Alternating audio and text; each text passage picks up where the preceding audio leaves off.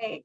Welcome everyone to our Team USA Training and Tactics session with Paralympian Jerome Avery, part of the 2021 Angel City Summer Series presented by the Hartford.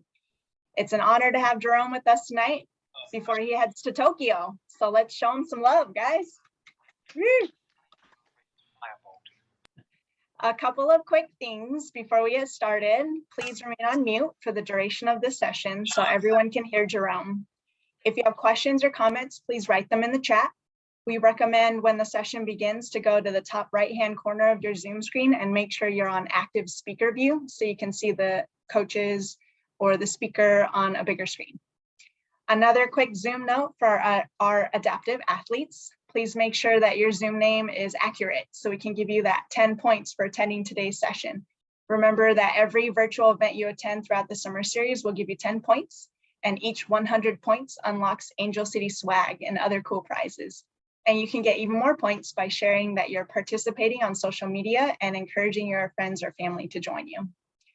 And we're very fortunate to also have medical volunteers supervising the session. So if you're feeling sick or if you have an injury, please let them know. And finally, I'd like to take this moment to thank all the incredible sponsors who made this event possible. First, a huge thank you to the Hartford, the presenting sponsor of the 2021 Angel City Summer Series, and Daniel Raffi Law, along with our sports sponsors, the Hanger Clinic, Fox Sports, and Gold Meets Golden. And of course, thanks to all of you guys for being here tonight. And I'd like to first start off with this epic video of Jerome and David running their race in Rio few years back at the Paralympic Games. So let me share my screen here.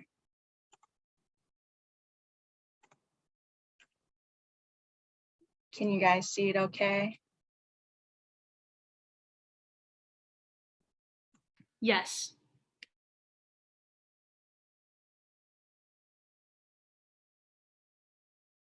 And if there's no audio, Jerome, go ahead and do us a play-by-play. All right, guys, this was a hot race right here. This was the final of the 100 meters for the T11 class. So I'm a guide runner for visually impaired athletes, and I run with David Brown. David Brown is the fastest totally blind athlete in the world, and I've had the opportunity to run with him in this. Prepping for this race was actually awesome. You know, leading into it, I knew he was going to be ready to win this race. Okay, here we go. I'm going to take you through it real quick. What I do is communicate from the beginning of the race to the end of the race. Drive.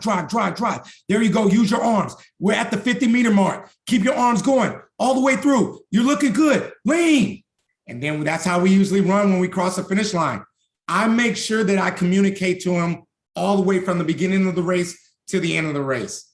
It's the funniest story is that he didn't actually know he really won, but he knew that I was going crazy prior to crossing the finish line. So that's how he actually knew he won that race. And I'm a big clown sometimes. I love to jump on his back and just get the crowd pumped in. You know, I'm real passionate about guide running, and I love the impact that it has on people knowing what David Brown has done, or with all the other athletes that I've had the opportunity to run with doing this race, you know. So I love to get the crowd involved, and I love people to know and spread the awareness on the T11 class, which is David's class. So David is the lowest classification of blind athletes that we have. That means he has the less amount of sight.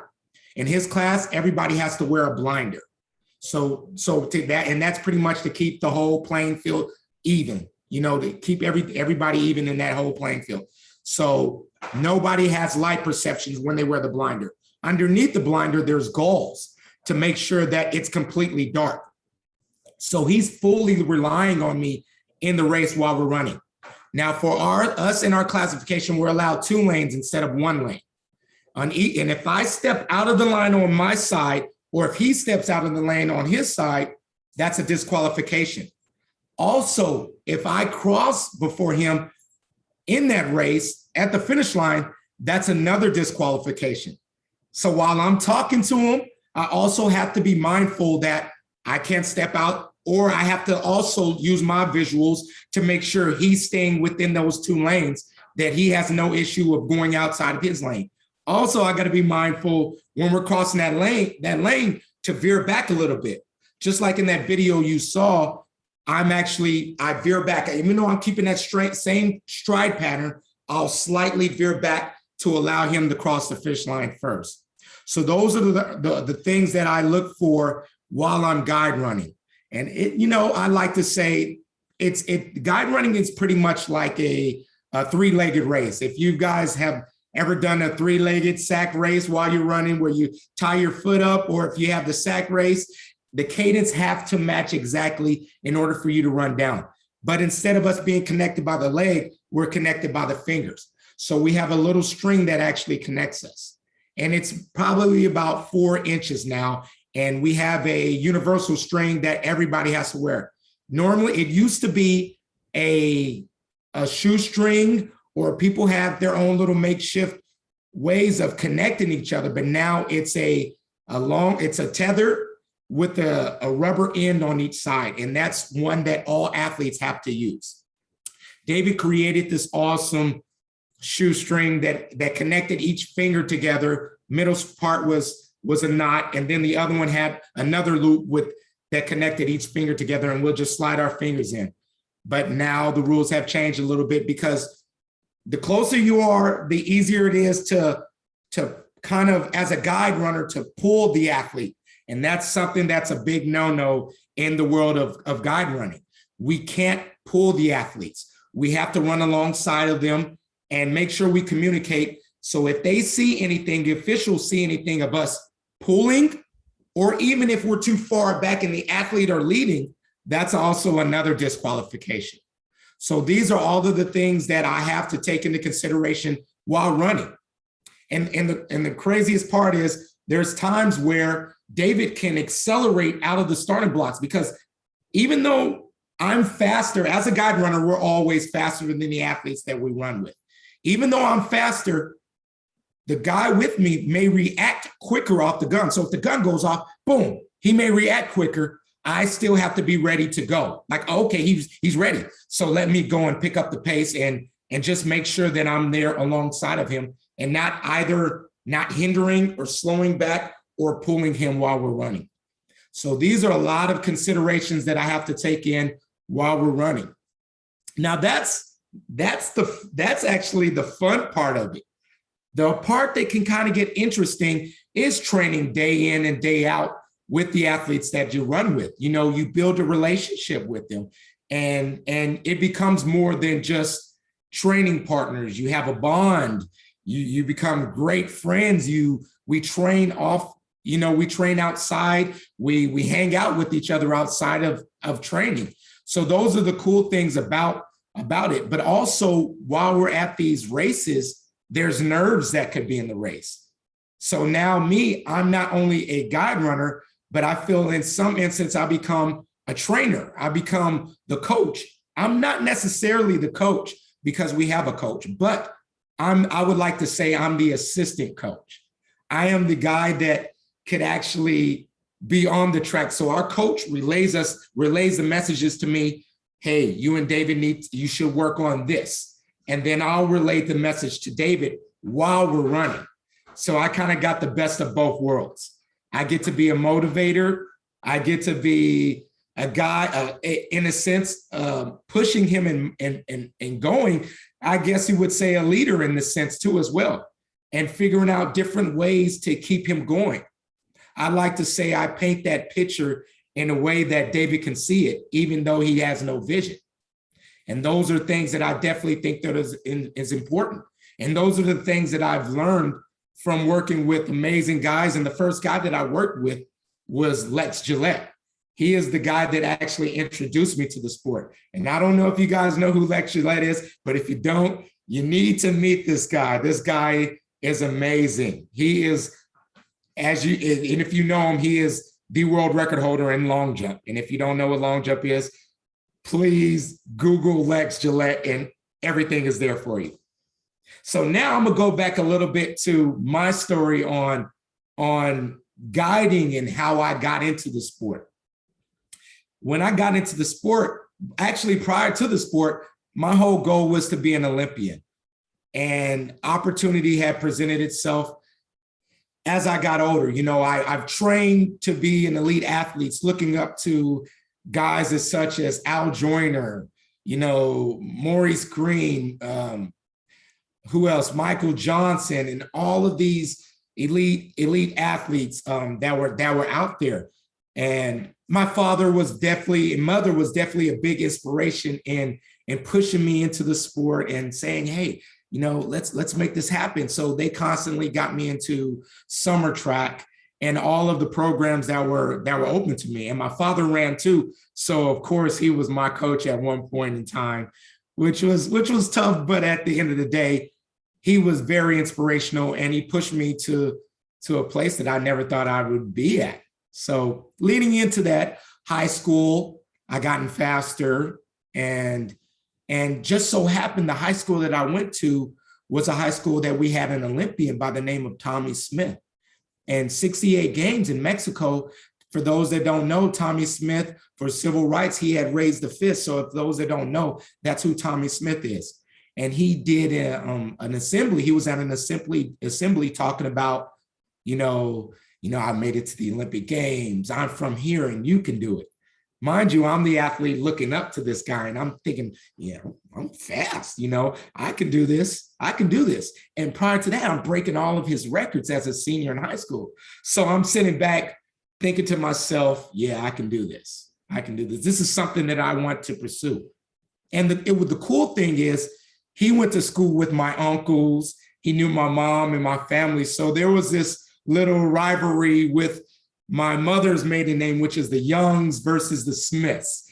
So I was the up and coming new protege to that side of the Youngs. And high school, senior year, I made it to state meet. Super excited, but going to state meet, I didn't realize that there were I was fast in Central California, but getting to state meet, there was other people just as fast as me. State meet in California is very tough if you don't know of running track. And we have so many talented athletes in the state of California. So leading into state meet, there's people that are running the exact same time that I ran. So getting there, the first race I had was 100 meters. Excited, but also nervous. Take off. All of a sudden, there's guys alongside of me, and they're right on side of me. I'm not used to this. I'm used to guys being behind me. So now I'm freezing, and that's one thing you don't want to do. The thing about track and field, even though it's a sprinting event, it's 98% mental. You definitely have to go into the race, stay relaxed, and just have fun with it. But as soon as you panic in the race, the first thing your body wants to do is tighten up. You have to stay relaxed. Even though it's a 10-second race, you got to find a way to stay relaxed and rely on your training and everything that you've done. One of the things that a coach told me a long time ago is what got you there will keep you there. And that's something that I kept to this day. And I definitely think that that's big. And now it's not just what got you there will keep you there, but it's what got you there will keep you there. But now that you're there, you got to work that much harder to stay there. So that's what I took into building up into my career of running. So with that first race, I got knocked out. State meet. What do I do now? I have the 200 meters. I made it to the finals, but I took dead last.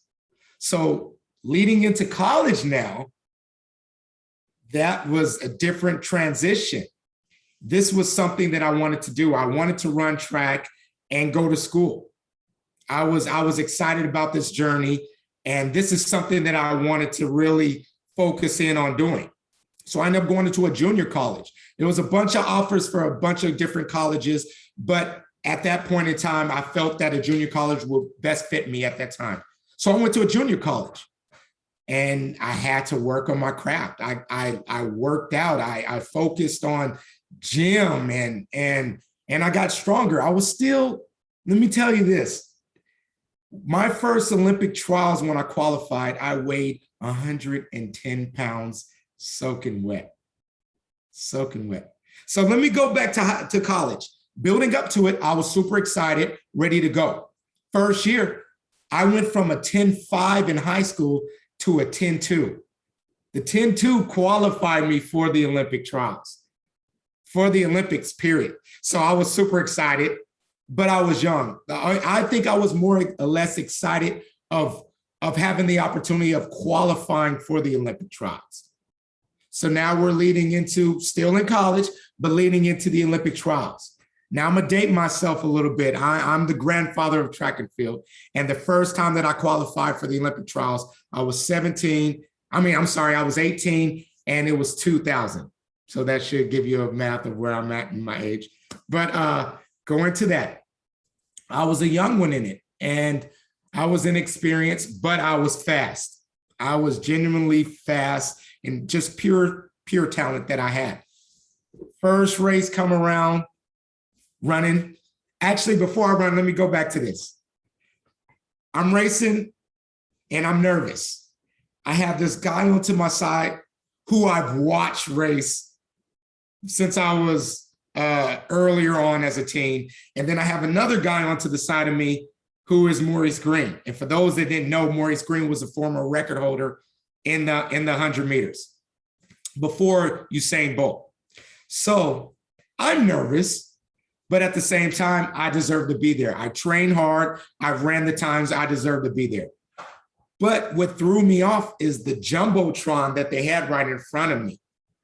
I'm looking up at the Jumbotron and I see this guy looking down at me. Big muscular guy. And of course, I was intimidated. Remember how I was telling him what got you there will keep you there? That went right out the window. So I'm nervous, and I end up running the slowest time that I've ran in my collegiate year. So what do I do now? Do I train for 4 years, or do I find another career? No, I'm still young. I'm still hungry. Let's train for another 4 years to make this work. So building up into it, 2003 come in, I get the opportunity and the phone call to train at the Olympic Training Center in San Diego, California. I jumped to it. And I've had the opportunity to work with so many elite coaches and elite athletes that I knew 2004 leading into it, I'll be ready to go. I'm prepared. I'm ready to go. I'm made for this now. And I got a little bit more muscles on me. I don't weigh 110 pounds, a little bit more, but I don't weigh 110 pounds. So 2004 comes around for Athens, Greece. Athens, Greece was a big one. And I've ran very fast this year. So I know the cards are, it's in my favor. Going up to the race, boom, racing. Yes, made it out the first round. That's a step in the right direction. I'm excited. I'm ready to go. Now the second round comes up. Made it out the second round. Yes, here we go. I'm excited, and I'm pumped up, and I'm motivated, and I know that all of the training that I've done prepared me for the race and to go on. Semifinal comes up. What do? Before then, I start warming up, and I do things that I know I shouldn't have done as far as warming up harder. I didn't have to. Everything was prepped. All I needed to do was relax, go into it, and get ready. So semifinal comes around, running. Then all of a sudden, it looked like I was moonwalking because I was tired. I warmed up just as hard as I did for the first race, and I didn't have to. And those are mistakes that we make in track, and just in general, we feel like sometimes that we got to work extra hard when it's already there for us. Everything is already prepared, and all we have to do is show up and bring what we know and everything that we've done. So what do I do now? I'm knocked out of the semifinals. I don't go to Athens, Greece as an individual athlete. Do I train another 4 years, or do I find something else to do? So within that 2 weeks, that was my window to think about what was next, what was in store for me. And it just so happens that the guy that I was training with was a leg amputee by the name of Marlon Shirley. Now, for those that don't know, Marlon Shirley was the first leg amputee to go sub 11 in the 100 meters. So I think his time was 10:90 something in the 100 meters. And that was one of my training partners at the time. So he gives me a call and says, hey, Jerome, would you like to go to Athens, Greece? And in my head, I'm thinking, okay, I know this guy's big time in the Paralympic world, but how is he going to get me into Athens, Greece? And then that's when he presented something new to me and said, hey, would you like to go as a guide runner for visually impaired athletes? And I'm thinking to myself, I've never been around anybody who was blind or who was blind at all. And Athens, Greece, that doesn't sound too bad. So then I was training at the Olympic Training Center at that time. And the training camp for the Paralympians was the Olympic Training Center. So when I went back, I got the opportunity to meet someone who is so amazing. And every time I smile, because this guy, he's one of the guys that keeps me fired up, and that's Alexis Gillette. The first guy that I got the opportunity to work with, and this was in 2004. Immediately we hit it off, and we became great friends. You know, I had 2 weeks to prepare this guy to get him ready for Athens, Greece, which was a bit of a challenge. And I feel like at the end of the day, it was probably one of the best decisions. You know, I was thrown into the wolves, but at the end of the day, everything that I learned as an individual athlete prepared me for what I know now. I just didn't know it at the time. And that was pretty cool. I grew up with a father and a mother who was always, my father worked for the military, and he also was a summer track coach. So he brought in kids. He's helped kids, you know, that was less fortunate to bought them track shoes. He helped them from training, and everything was free. He just wanted the kids to be on the right track, to run and to love life and train. My mother was the same way. My mother was the type of person that we would be at the store and she would talk to anybody. It didn't even matter if she didn't know that person. She would just talk to that person. And I was a kid, of course, Mom, come on, let's go. I'm ready to go. And who would have thought that I became my mother and my father at a later age? I'm the person now with the experiences of that I'm in, as far as working with anyone with a disability and seeing someone, whether they were in a wheelchair, they were visually impaired, they were missing a limb, I'm going up to them, talking about them, and hey, have you heard of the Paralympic Games? And just giving them opportunities. And I feel that it's important for all of us to empower each other. And if there's an opportunity that's presented, please believe I'm going to reach out to you and put that in front of your face and give you that opportunity. So going back now, 2 weeks to prepare Lex for the games. He's doing good in training. I'm learning how to call. So I don't know if a lot of you were on the call with Lex, but quick little rundown. As a caller, I stand at the end of the runway. I clap him down. He runs full throttle at me. And at the last minute, I move out the way. He jumps on the board and jumps in the air and flies. So Athens, Greece comes up. I'm nervous because I personally never been in a stadium with 80,000 people in the stadium. I'm nervous now. But at the same time, I know why I'm there. I'm there to get him down the runway into the sand, not only in first place, but safe. So when all of the visually impaired athletes jump, the stadium is completely silent. There's a jumbotron that says, shh. So everybody will know the athletes need to hear their guide runners. So while the stadium is quiet, now everybody is looking at me, all eyes on me and all eyes on Lex. Now I'm nervous. Straight. Next thing you know, I didn't move out the way in enough time, and I'm turning around. Lex is in the sand on the ground. in my head, I'm sitting there thinking, this guy has trained this hard to get here, and I just messed up his career. What do I do? But the good thing about Lex is a strong guy. And he can't see anything, but yet he trusted me enough to give me a second chance. And once he stood up, that's when the direction of leadership and figuring out different ways and different cues of my end allowed me to make a call and a judgment of okay, let me motivate Lex and get Lex going. As soon as he stood up, the crowd goes crazy for him because they're pumped that he's back up. And as soon as he stood up, the crowd goes crazy. They're clapping. You see the smile from Lex. And if you haven't seen Lex smile, it's amazing once again. So as soon as the crowd goes crazy and he's smiling, I run to him. I'm like, "Are you okay?" And he was like, "Yes, I'm good. Let's get this going." And that's what I said. I'm like, "Hey, the crowd is on your side. We're in Greece, but the crowd loves you." And Lex is young. He's like, "Yeah, I know. I feel it." As soon as he said that, that was a second chance for me to build in, to get him back down the runway and to figure this thing out. Now I understand.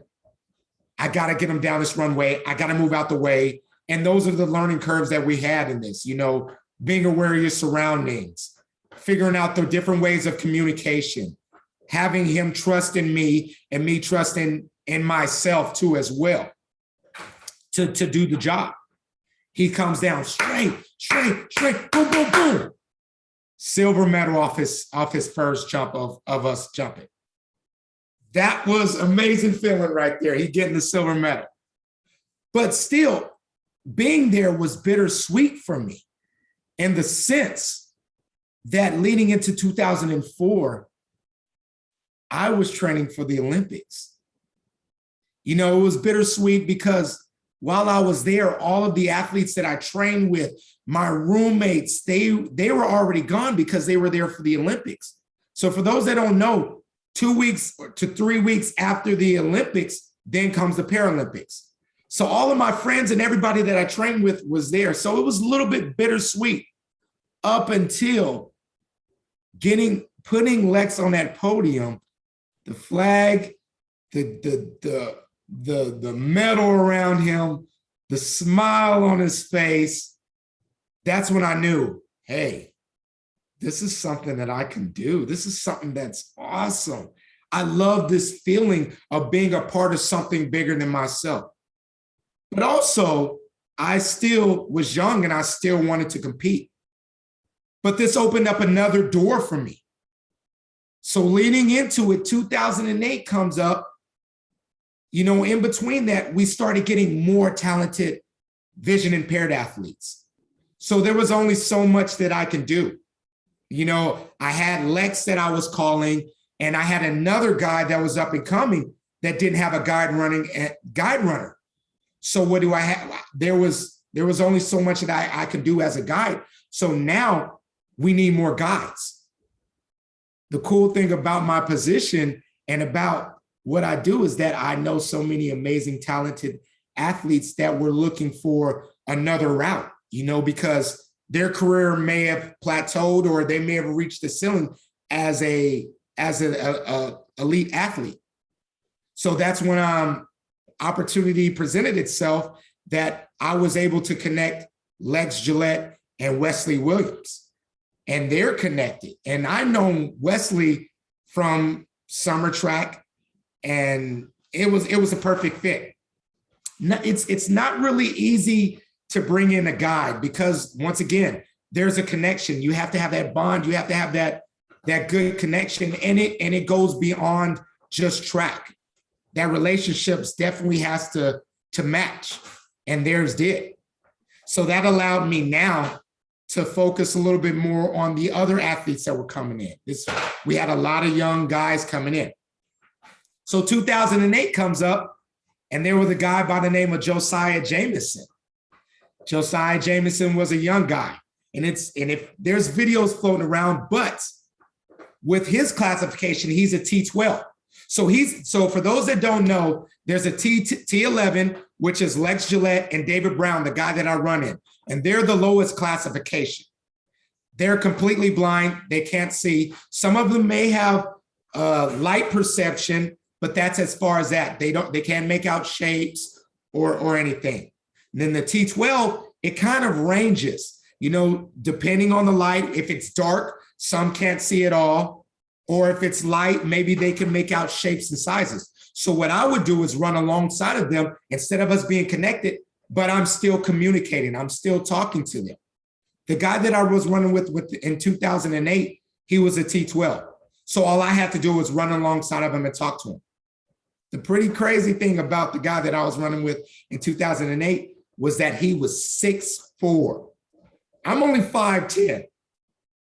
But being a guide runner, once again, I have to be much faster than the athletes that I was running with. So I'm prepared and I'm running faster than these athletes. So I'm able to open up my stride and I'm able to run and manipulate my technique to match the guys that I'm running with. And once again, as a guide runner, we have to match the athlete. The athlete can adjust to us. We have to adjust to the athlete that we run with. So leading into 2008, we're running, prepared. He ended up getting the gold medal, which was another awesome experience. So that was a good thing that I was able to get someone else on the podium as a gold medal, which was pretty cool. So I'm gonna go a little bit back. We're going back to 2008. I didn't really explain. I came there as a caller for Lex. But the way that I got into guide running is after Lex was done, I thought that our season was over and we could relax and hang out in Greece. But I was an alternate. Just so happened that the guide runner pulled his hamstring in one of the races, but finished across the finish line to allow the guide to run. So once again, I was ready, prepared, thrown into the wolves, and I ran with the guy, and he ended up getting the American record in the 100 meters, 200 meters, and the 400 meters. And his name was Nalesi Porter, great, fantastic runner. And that allowed me to run and become a guide runner, not only a caller. So now going back to 2008, after Josiah Jameson won the gold medal, I thought that was it for me. I thought that my career in guiding was done. I've done everything. I was able to put Lex on the podium. I was able to put someone else on the podium and running. So I kind of retired for a little bit and found a different route of still staying in the sport, but more or less becoming a coach and working with guys getting ready for the NFL and working on speed. That's something that I love to do. And that's something that I felt that I was around.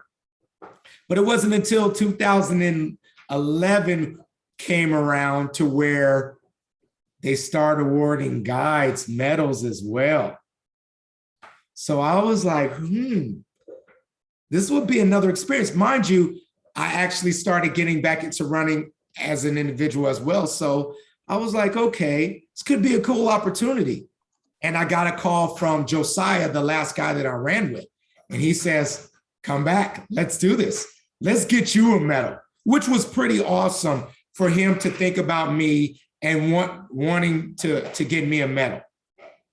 Jerome, thank you so much for sharing your journey. And it's an incredible one with all the ups and downs and all the life lessons that you shared with us and all the knowledge about guide running and long jumping that I personally didn't know. So this has been really enlightening. So thank you so much. We do have a few questions that have popped up in the chat, if you don't mind answering those. Not forever. Let's get the questions going. Sorry. All right. No, and I do want to say, just for the record, that not only have you won gold medals, but you've also broken world records with these incredible athletes as well, just to put an extra plug for you there. So the first question that came up in the chat was, how do you, I think you touched on it a little bit, but how do you both manage training and recovery from injuries together? And how many guides does a competitive runner train with if the primary guide has an injury? Yeah, that's a pretty interesting question, especially this year was the first year that I was actually injured. As far as a foot issue, we had to bring in another guy, which definitely makes it easier on me and allows me to recover And in between that, then that's when you figure out whether you're healthy or not. So for me to get back on to my lead role as a guide or bring the other guide in. But it's a mutual thing pretty much between the guides and the athletes, and also the understanding that the guide runner is not the primarily athlete. You know, we're not the ones. The athlete has to make that decision, and it has to be based on the athlete, whether or not he's running fast or not.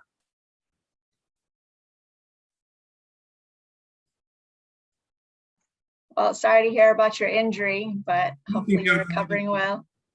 The other question is, what are some tips you have to start teaching proper running form with athletes who are blind that are completely new to the sport?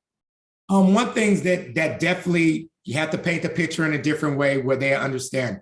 With me, I would actually put them in a position. So let's scoot this back a little bit.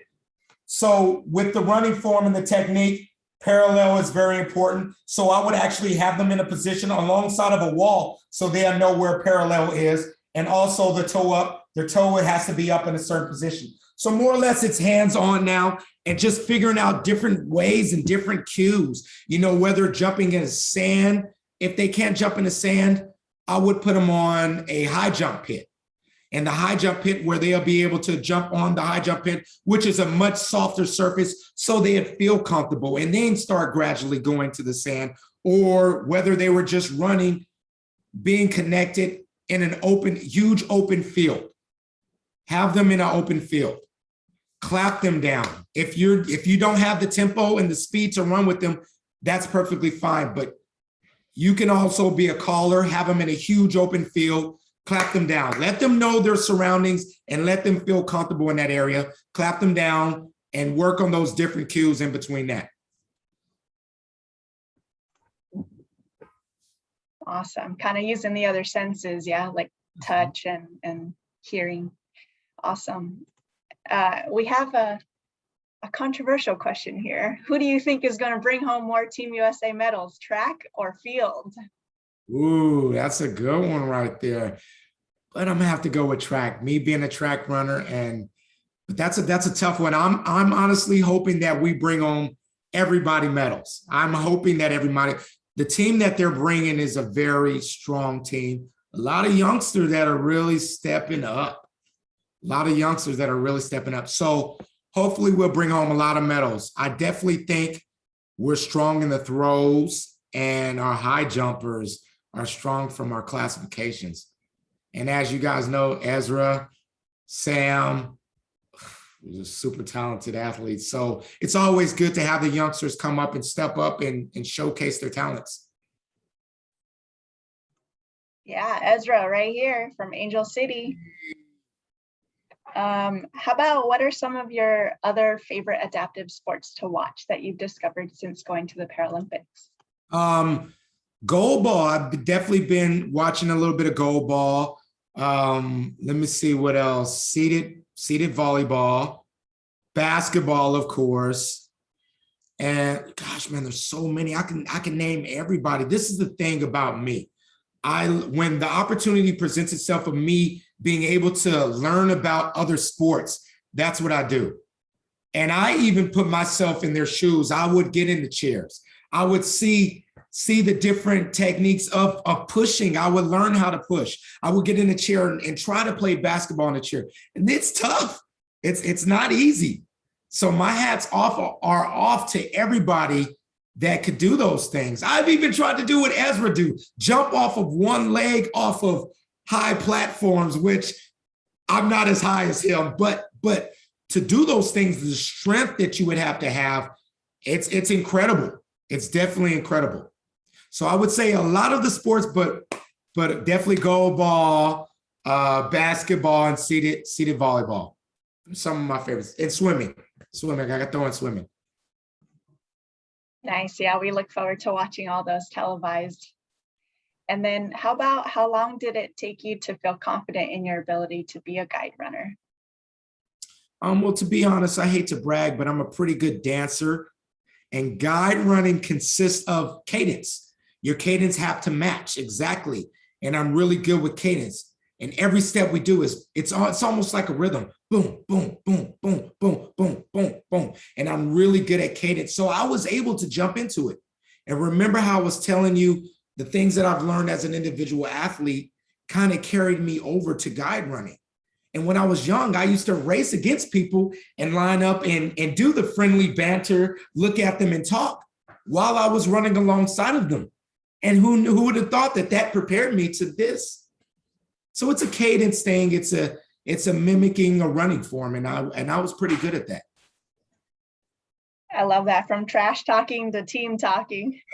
Exactly. And then the last question we have for today is, when you clap someone down, I think you were referring to it earlier, when do you move so you're not in the way? So it's kind of like you got to make those quick adjustments. I see them and I have enough time, so I would say maybe 2 strides out the way. I would clap them, but I keep my hands there and slightly make that adjustment to get out the way.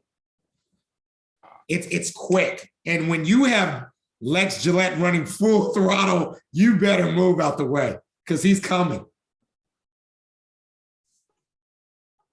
Awesome, Jerome. Thank you so much for your time and your energy. And thank you to everyone who joined in our session today. And of course, our medical volunteers for being here. And thank you to also Daniel Raffi Law, Fox Sports, the Hanger Clinic, Gold Meets Golden, and the Hartford. And you guys be sure to follow Jerome on social media.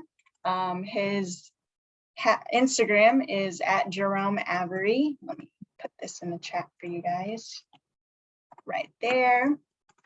And then also, as a reminder, it's not too late for you guys to RSVP for our in-person day in LA on the 10th in a couple days. I will drop the link here as well. And then the other thing is we will be doing a track and field at the next in-person day on July 31st, where you can try guide running like Jerome has inspired all of us to do now. And I will include that link right here as well. So yeah, thank you everyone for being here and have a great evening. Take care. Jerome, good luck in Tokyo. Yeah, thank you very much. Wow. Good luck. Thank you. Good luck, Jerome. Thank you so much. Appreciate it. See you guys.